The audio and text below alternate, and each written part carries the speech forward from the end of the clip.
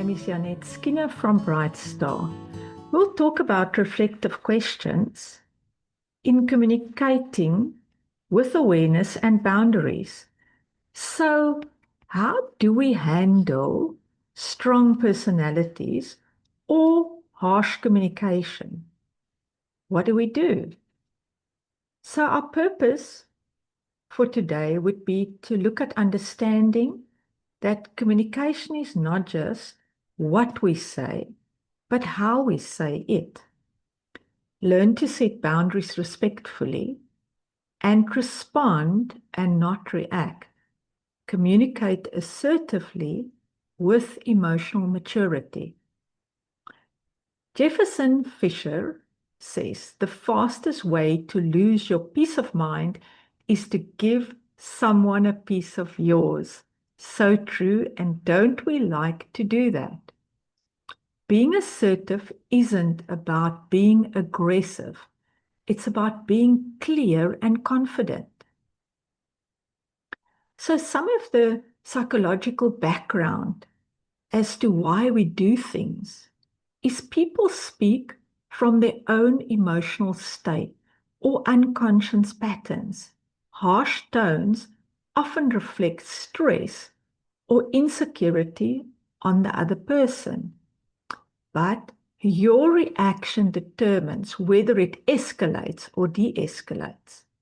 Yes, we can self-regulate. That is our power. We can pause, breathe, and then only respond. We can keep our power. So, part of what we can do is apply some of these principles. And confidence doesn't need volume. It needs clarity. So we can listen first and respond later. We can use reflective questioning. We're going to learn a little bit more about that. We can keep our tone calm but firm. Set boundaries with respect.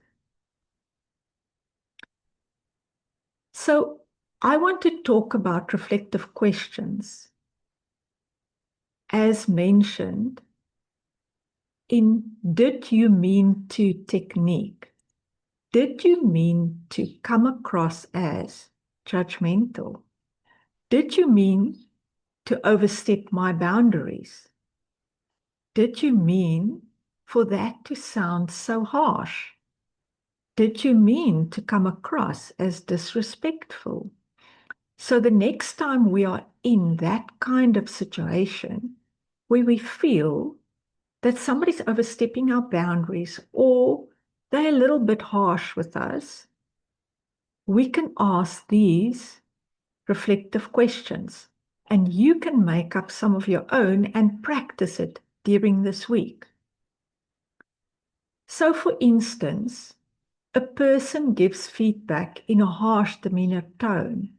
Your response can maybe be, I understand your concern, but the way it's expressed feels harsh. Was that your intention?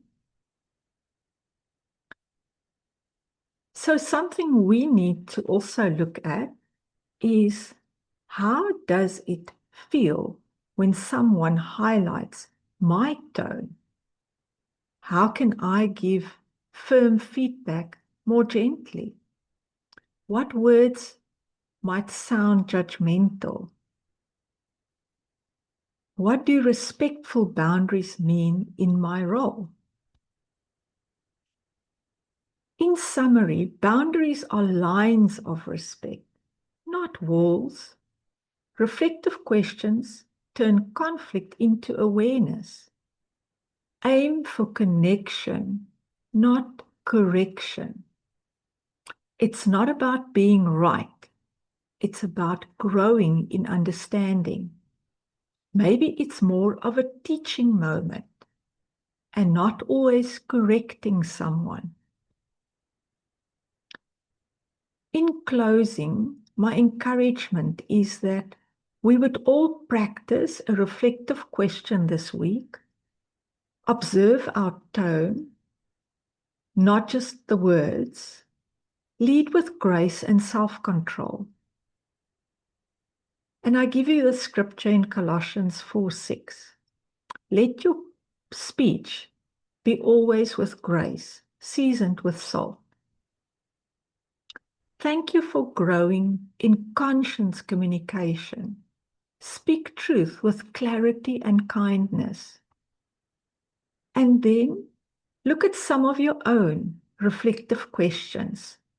Practice it. And then, when there is moments of conflict or somebody oversteps your boundary or you feel that there is harshness, you can use your reflective questions. Did you mean to come across as judgmental? Did you mean to overstep my boundaries? Did you mean for that to sound harsh? Did you mean to come across disrespectful? Thank you so much. Enjoy your day.